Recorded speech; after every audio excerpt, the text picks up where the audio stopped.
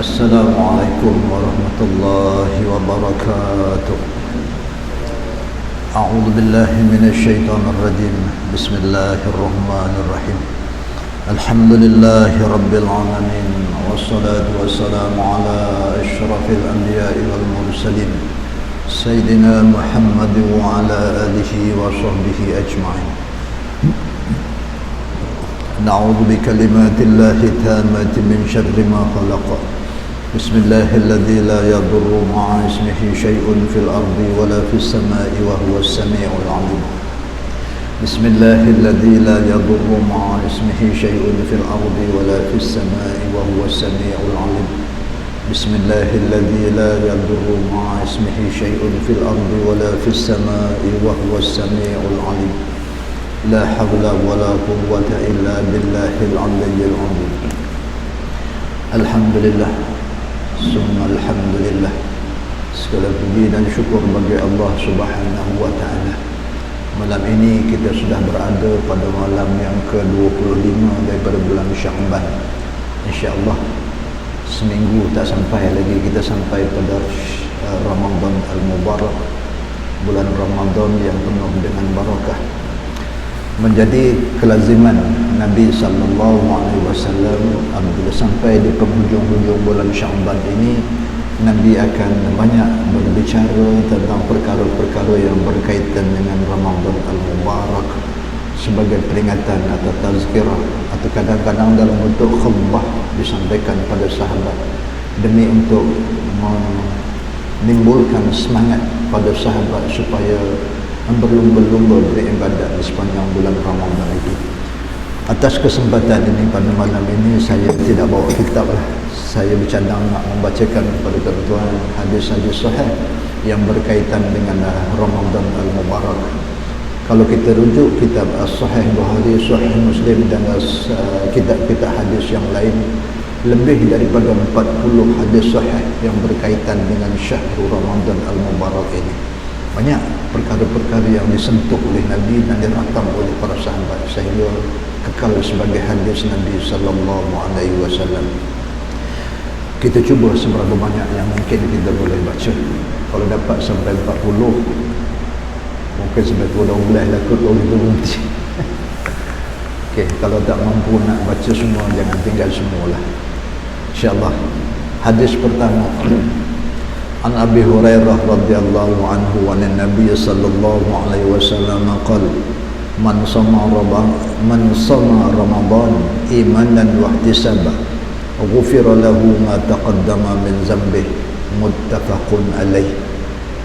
Perkataan muttafaqun alaih ini diabadikan ataupun dicipta oleh Asy-Syaraf Imam Nawawi rahimahullah. Dia mula diletakkan dalam kitab Riyadhus Shalihin, kitab hadis Imam Nawawi Riyadhus Shalihin. Dia memberi makna mana-mana hadis yang dimasukkan dalam kitab Riyadhus Shalihin itu, kalau diriwayatkan oleh Imam Bukhari dan Imam Muslim, dia tak sebut nama Imam Bukhari dan Muslim itu. Dia sebut dengan muttafaqun alaih. Di mana-mana pun kalau kita membaca hadis, tiba-tiba di hujung tu muttafaqun alaih, maka dia diriwayatkan oleh imam besar, iaitu Al-Bukhari dalam Sahih Bukhari dan Imam Muslim dalam Sahih Muslim. Dan pada kebanyakan hadis yang saya nak baca ni adalah muttafaqun alaih, atau ruwahul Bukhari atau ruwahul Muslim, dan ada perawi-perawi lain lagi lah, tapi tak banyak. Yang ramai, yang banyak adalah muttafaqun alaih, Bukhari dan Muslim. Hadis yang pertama ini bersabda Nabi, mafhumnya, barang siapa berpuasa Ramadan kerana iman dan mengharap redha Allah, mengharap pahala Allah, maka akan diampuni baginya dosa-dosanya yang lalu. Hadis ini tersirat di belakangnya itu nawaitu, kita nak puasa Ramadan itu bagaimana. Dia hendaklah ditujukan puasa Ramadan itu hanya semata-mata kerana Allah Subhanahu wa ta'ala sahaja. Tidak ada boleh sikit pun sampingan niat yang bercampur dengan puasa Ramadan itu, kecualinya lillahi ta'ala. Saya memberikan contoh, kalau umpamanya lah, tapi mudah-mudahan sini tak ada, bagi sahabat kita yang obesity, besar, gemuk, gedempol, Dia seronok berjumpa dengan puasa ni, sampai sanggup dia tak makan sahur pun tak apa, sebab nak kurangkan berat badan. Dia sungguh-sungguh berpuasa itu nak kurangkan berat badan. Di samping niatnya kerana Allah, tapi kerana nak kurangkan berat badan. Awal Ramadan dia timbang sekian kilo, akhir Ramadan, habis Ramadan dia timbang lagi, dapatlah sekian kilo, tiba-tiba kurang 3 atau 4 kilo atau 5 kilo. Hui seronok dia. Itulah yang dia dapat dalam puasa Ramadan. Pahala daripada Allah tak ada dapat, sebab dia sudah sekutu niat di dalam amal. Bukan saja puasa, bahkan semua amal apabila ada di dalam itu bersekutu syarikat dalam niat, maka Allah tidak akan bagi apa-apa pahala untuk dia. Na'udzubillah. Jadi nawaitu betulkanlah semata-mata kerana Allah. Adapun fadilat daripada kita berpuasa itu, keuntungan ataupun faedah daripada berpuasa itu amat banyak. Antaranya sabda Nabi SAW, sumu tasihu, berpuasalah kamu, nanti Allah akan bagi sihat pada kamu. Antara sihat yang dimasukkan itu ialah kurang berat badan, insya-Allah jadi sihat. Tak payah dijadikan sebagai satu niat, tak payah dijadikan sebagai satu suntikan atau motivate untuk kita berpuasa. Motivasi kita berpuasa adalah lillahi ta'ala, sampingannya itu Allah nak beri. Tak payah kita sebut sebagai satu niat. Benda-benda yang macam itu dia akan datang sendiri. Wallahu alam. Itu hadis yang pertama. Nawaitu, kita berpuasa hendaklah kerana Allah semata-mata. Hadis yang kedua daripada orang yang sama, Abu Hurairah radhiyallahu anhu, an Nabi sallallahu alaihi wasallam qala, qad ja'akum syahrun mubarak iftaradallahu alaikum siyamah tuftahu fihi abwabul jannah wa tughlaqu fihi abwabul jahim wa tughallu fihi asyayatin fihi lailatun khairum min alfi syahr man khurima khairaha faqad khurim. Rawahu Ahmad wal Nasa'i wal Baihaqi. Hadis ini juga dinilai sebagai hadis yang sahih. Bersabda Nabi sallallahu alaihi wasallam, qad ja'akum syahrun mubarak, telah datang kepada kamu atau hampir sekejap lagi datang kepada kamu satu bulan yang penuh dengan barakah. Nabi menyebut bahawa syahrul Ramadan atau bulan Ramadan itu sebagai syahrun mubarak, satu bulan yang penuh dengan barakah, sendat dengan barakah Allah, sendat dengan pahala Allah Subhanahu wa taala.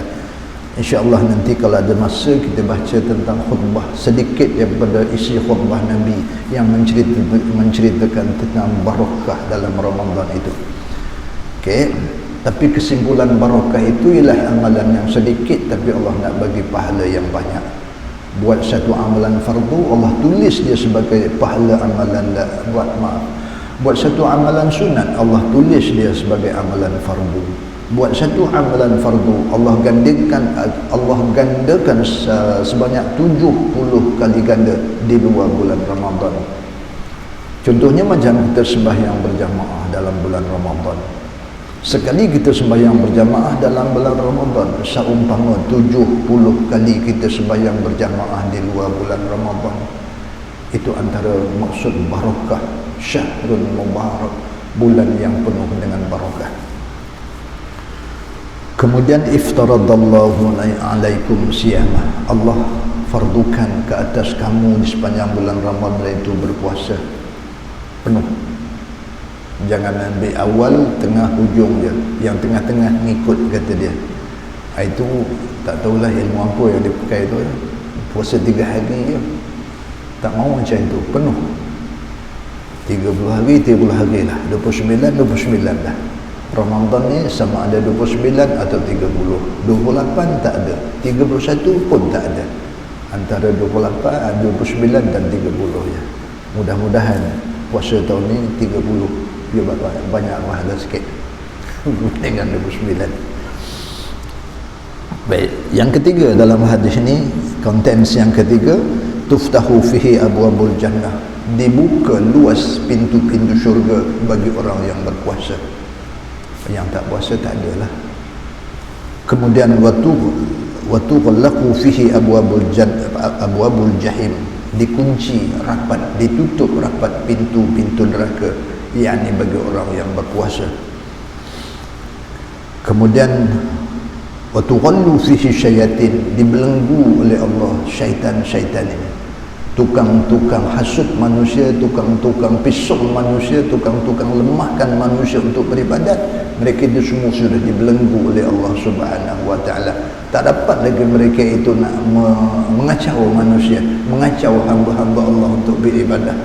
Mereka boleh ulun ibadat siangnya, malamnya, paginya, petangnya, sebab tak ada lagi syaitan yang mengganggu. Kalau masih terganggu juga, mungkin dirinya itu syaitan. Wallahu a'lam. Kemudian isi yang kelima, yang keenam, fihi lailatun khairum min alfi syahr. Sepanjang-panjang Ramadan itu Allah letakkan satu malam yang disebut sebagai malam qadar. Khairun min alfi syahr, lebih baik, lebih hebat amalan pada malam qadar itu ya daripada 1000 bulan beramal terus menerus.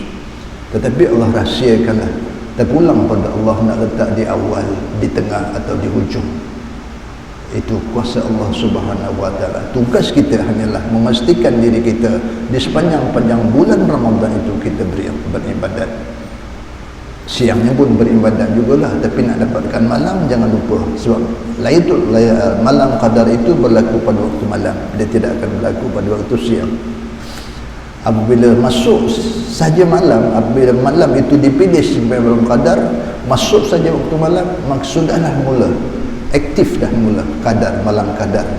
Bermula daripada kita berbuka, itu sudah kira berbuka dalam malam qadar.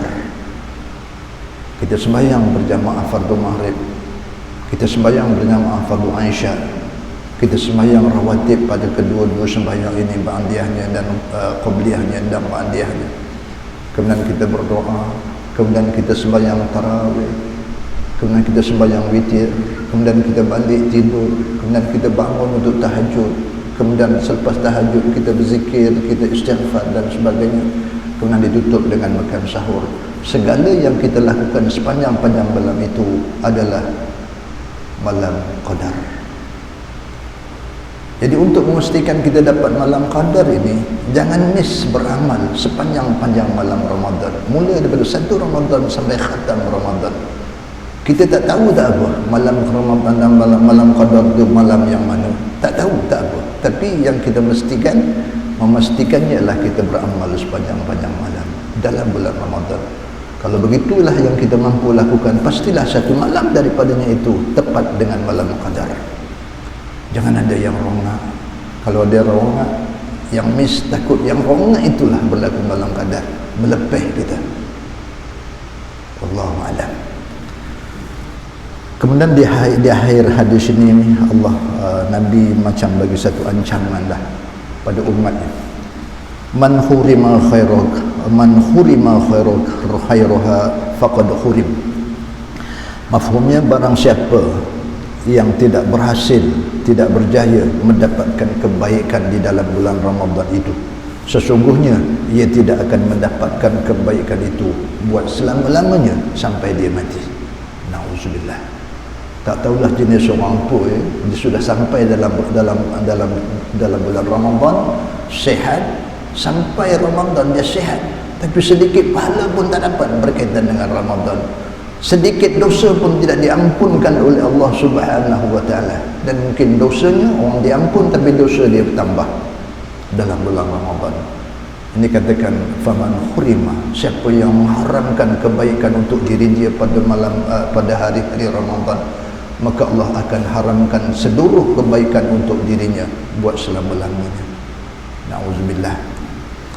Hadis yang ketiga, an Sahal bin Sa'id radhiyallahu anhu an Nabi sallallahu alaihi wasallam qala inna fil jannah baban yuqalu lahu ar-rayyan yadkhulu minhu sha'imun yawmal qiyamah la yadkhulu minhu ahadun ghairuhum yuqalu ayna sha'imun fayaqumu la yadkhulu minhu ahadun ghairuhum fa idza dakhalu ughliqa falam yadkhulu minhu ahadun.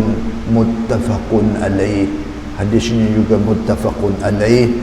Sesungguhnya di dalam syurga di syurga ada satu pintu yang dinamakan pintu Ar-Rayyan. Akan masuk di sana orang-orang yang berpuasa Ramadan di hari akhirat kelak. Tidak akan masuk selain daripada mereka.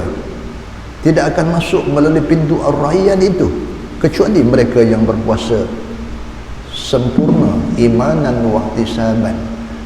Kalau puasa dia puasa penuh juga tapi bukan imanan wa ihtisaban, na'udzubillah. Sebab ada lagi satu hadis Nabi sallallahu alaihi wasallam yang menyebut, kam min sha'imin laisa lahu min siyami illa al-ju' wal 'atash. Ada berapa ramai umatku yang berpuasa dalam bulan Ramadan tetapi mereka tak dapat apa bahagian pahala daripada puasa mereka. Yang mereka dapat hanyalah lapar dan dahaga sahaja.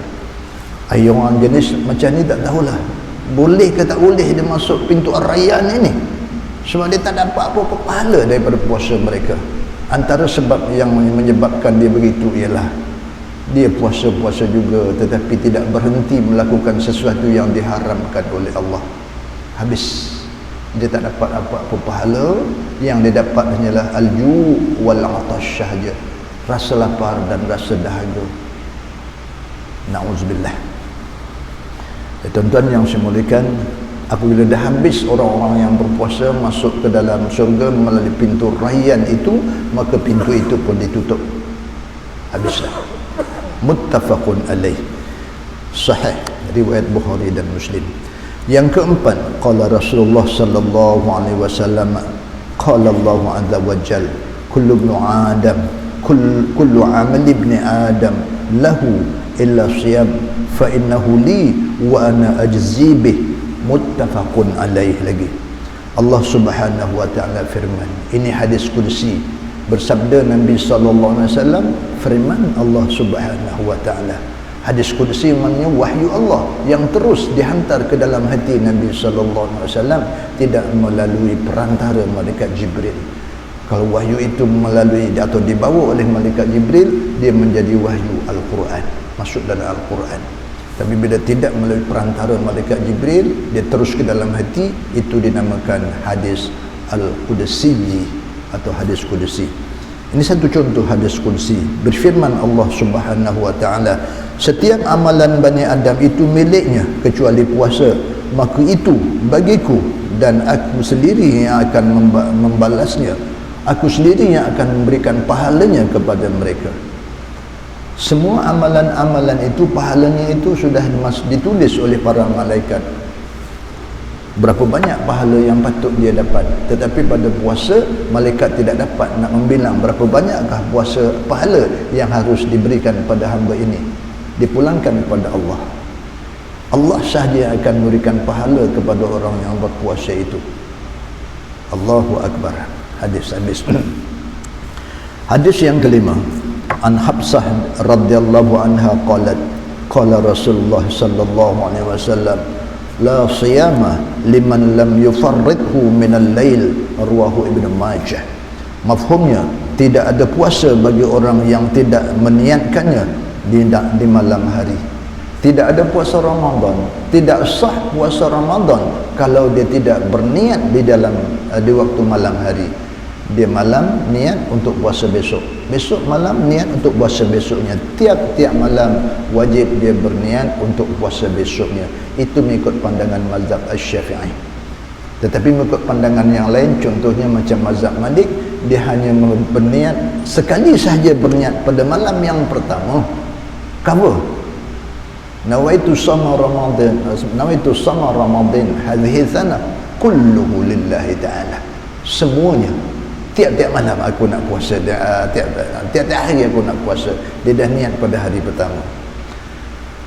Dengan sebab itu, sebahagian daripada ulama-ulama mazhab Syafi'i mengharuskan pada pengamal mazhab Syafi'i ini supaya bertaklid niat mengikut mazhab Malik.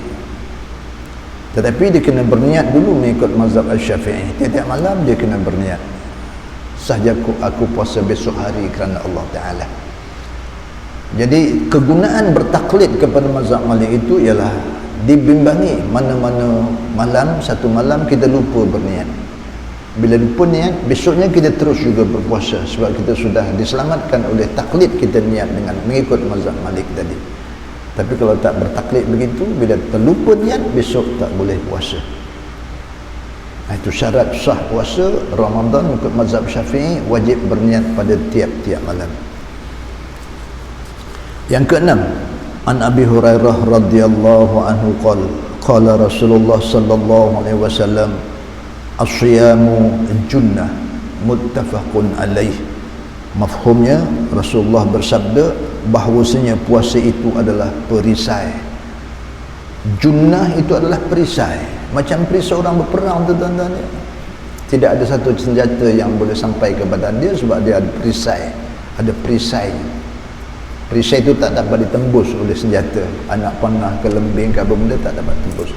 Begitulah gambaran puasa Ramadan, dia menjadi perisai daripada serangan syaitan, perisai daripada melakukan perkara-perkara yang diharamkan oleh Allah. Dia menjadi perisai. Dalam satu hadis yang lain itu, perisai ini akan diperolehi apabila dia puasa Ramadan penuh, kemudian disambung dengan 6 hari dalam bulan Syawal. Summa atba'ahu sittan, kemudian diikuti dengan 6 hari dalam bulan Syawal. Dapat dua-dua puasa ini, maka dia tulis sebagai puasa sepanjang tahun, dia akan dapat perisai di sepanjang tahun. Malam yahrukha, selagi mana ia tidak memecahkan perisai itu. Sahabat-sahabat bertanya pada Rasulullah, bagaimana perisai itu boleh pecah ya Rasulullah? Dijawab oleh Rasulullah secara ringkas, dia kembali semula kepada berbuat dosa. Apabila dia sudah habis puasa Ramadan, disambung dengan puasa 6, dia sudah ada satu perisai yang kokoh daripada pertahanan diri daripada serangan-serangan syaitan itu. Tiba-tiba dipecahkan sendiri perisai itu. Macam mana dia memecahkannya? Dia kembali semula kepada berbuat dosa. Puasa dah siap dah, puasa 6 dah siap dah, tiba-tiba mulut dia bercakap bohong semula, tiba-tiba mulut dia mengumpat orang semula, tiba-tiba mulut dia memfitnah orang semula, dan berbagai-bagai percakapan yang zur, yang kotor dilakukan oleh mulut, yang ditegah oleh Allah Subhanahu wa taala melakukannya. Bila dilakukan juga, maka perisai itu menjadi pecah berderai, habis. Itu sebab ulama-ulama berpandangan bahawa untuk mendapatkan perisai itu no problem, tak susah. Puasa sebulan pun tak susah sebab semua orang puasa. Puasa 6 pun tak susah sebab ramai orang yang puasa. Tetapi nak memelihara junnah itu supaya jangan pecah berderai selama 11 bulan, itu yang lebih berat, lebih susah daripada mendapatkan perisai itu sendiri. Tuan-tuan, berperisailah kita dengan puasa Ramadan dan puasa sunnah, puasa 6, supaya kita tak dapat diserang oleh syaitan, wal-a'yazubillah.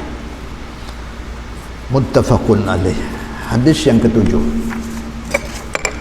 an Aisyah radhiyallahu anha anna Bilal kana yu'azzinu bil lail faqala Rasulullah sallallahu alaihi wasallam, kulu washrabu hatta yu'zana ibnu Maktum fa innahu la yu'azzinu hatta yatla asy-syams hatta yatla al-fajr. Rawahul Bukhari. Hadis sahih riwayat Imam Bukhari. Bersabda Nabi sallallahu alaihi wasallam, anna Bilal kana yu'azzinu bil lail, adalah Bilal bin Rabah dalam bulan Ramadan dia akan azan pada waktu malam.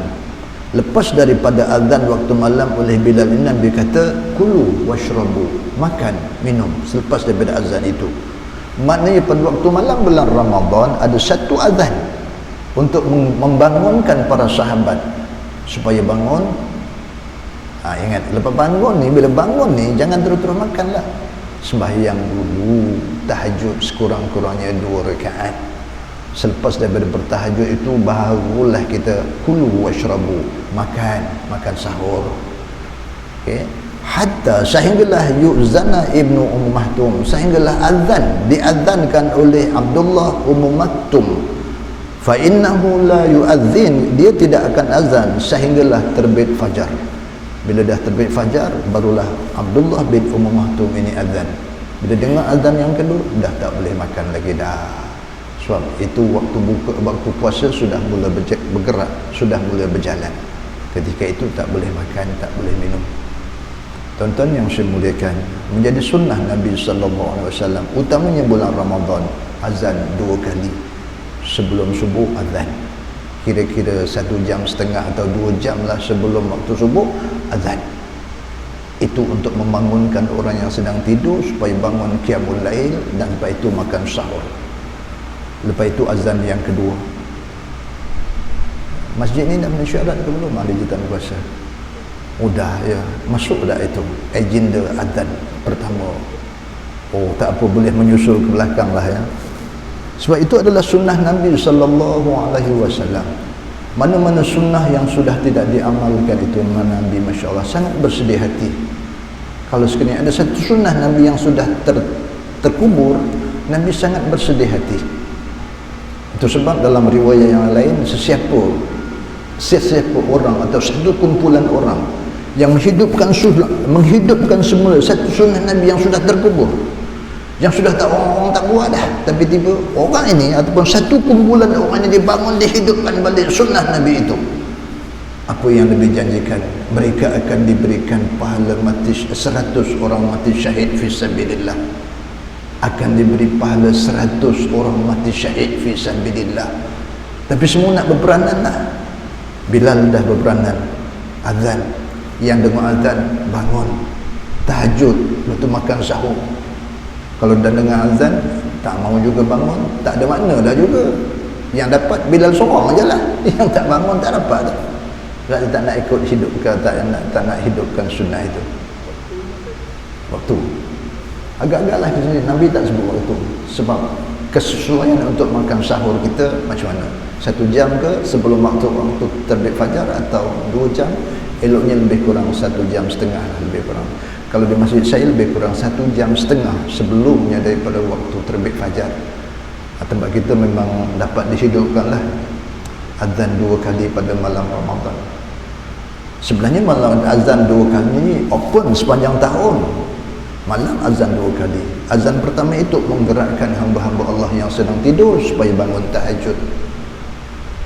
Dan pada diutamakan dalam sembahyang Ramadan, dalam bulan Ramadan, bangun tahajud dan kemudian makan sahur.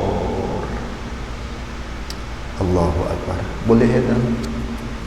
InsyaAllah Tuan Haji Dahlan ya. Jihad fisabilillah, pahala 100 orang mati syahid fisabilillah. Allahu Akbar. Kawasan Kelantan ni saya rasa tak ada lah. Malam tadi saya sebut di Masjid Taqwa Padang Tembak, macam rasa tertarik jugalah nak azan, tapi wallahu alam praktikal besok macam mana. Takut sampai waktunya sejuk. Allahu Akbar. Ya, waktu imsak sebelum imsak tu itu dah sikit sangat. So kita akan jumpa nanti hadis. Ini dia hadisnya. Hadis yang ke-8. An Zaid bin Sabit radhiyallahu anhu qala tasahharna ma'an Nabi sallallahu alaihi wasallam summa qama ila shalah qultu kam kana bainal adhani was sahur qala qadra 50 ayah rawahul Bukhari. Sahih riwayat Imam Bukhari. Zaid bin Sabit bersahur dengan Nabi sallallahu alaihi wasallam. Kami bersahur bersama Nabi sallallahu alaihi wasallam, kemudian beliau bangkit untuk solat. Aku berkata, berapa jarak antara dua azan itu? Berapa jarak antara azan dengan sahur? Itu maksudnya. Azan dengan azan bersahur, ini maksudnya azan ni azan subuh. Jarak antara azan subuh dengan orang makan sahur disebut oleh Nabi sallallahu alaihi wasallam qadra 50 ayat, lebih kurang 50 ayat Al-Quran kita baca. Ini sebaik-baik orang makan sahur, siap makan sahur, berbaki waktu lagi untuk sampai ke azan. Kira-kira kita sempat membaca 50 ayat Al-Quran. Jangan ayat yang panjang lah. Kalau surah Al-Baqarah tu ayat panjang-panjang, nak dapatkan 50 ayat lanjian juga. Ambillah surah, contohnya surah Qul ya ayyuhal kafirun, 6 ayat. Kita ulang-ulanglah 9 kali. dapat 54 ayat, dah lebih 4 dah. Itu dah dapat lah. Maknanya tuan-tuan, kita siap sahur yang paling afdal, kita siap sahur masih ada 10 minit lebih kurang, sebab 50 ayat itu boleh dibaca sekadar waktu 10 minit. Maknanya waktu imsak tu adalah waktu yang dah siap kita makan sahur. 10 minit lagi nak masuk waktu subuh itu imsak, dan ketika itu yang paling afdal kita dah siap makan sahur. Jadi untuk menentukan puasa azan, sebab sebelum sahur kita ada tahajud. Lepas sebelum tahajud baru kita azan yang pertama. Itu saya kata lebih kurang 1 jam setengah. Okeylah. Setengah jam kita tahajud, 1 jam itu kita campur-campur lah dengan sahurnya, dengan baca Qurannya dan sebagainya, sementara menunggu waktu subuh. 1 jam setengah lebih kurang. Tapi nak kata antara sahur yang terbaik dengan azan yang kedua, kira-kira sempat kita membaca 50 ayat Al-Quran. Tetapi bukan semestinya membaca ayat Quran, apa-apa juga yang kita guna, sama ada istighfar atau selawat atau tasbih. Cuma waktunya itu sekira-kira sempat membaca 50 ayat Al-Quran. Wallahu a'lam. Baik. Tetapi bagi orang yang lewat bangun dia, tinggal 10 minit lagi dah waktu imsak dah. Boleh ke buka? Boleh ke sahur pada waktu imsak tu? Jawapannya boleh. Nak sahur yang ini pun boleh, nak sahur yang ini pun boleh. Boleh. Nak tahajud boleh, nak qiyamul, nak witir boleh, semua boleh. Habis tak kalau tengah-tengah makan nyap Allahu Akbar, Allahu Akbar, tuan Haji Dahlan dah mula azan dah. Ketika itu kita kata Allahu Akbar, Allahu Akbar, berhenti mengunyap. Wahai nasi, engkau bukan rezeki aku lah, keluarkan balik, jangan telan. Kalau telan juga, itu waktu puasa sudah bermula, tiba-tiba menelan makanan, maka hari itu dia tak boleh puasa. Kalau ulama dulu dia kata dengan bahasa kias, kalau masa itu Ustaz, masa imsak tu tiba-tiba keris masih dalam sarung, tengah-tengah dalam sarung tu azan, Allahu Akbar, Allahu Akbar, macam mana nak buat Ustaz? Cabut dengan segera, jangan dia kendam seminit je lepas daripada azan, esok tak boleh puasa dah. Dengar azan, cepat cabut sarung daripada kerisnya. Tuan-tuan faham tak bahasa kias, majas, keris dalam sarung? Kalau ngangguk pun faham. Cabut cepat, jangan kendam terus, tak boleh puasa esok.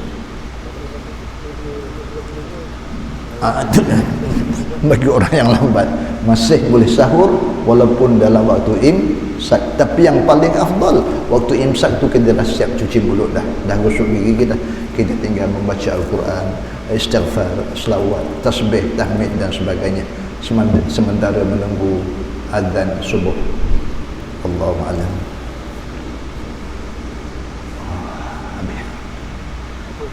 Dapat 8 hadis Nabi SAW. Tambah satu lagi lah yang ke-9.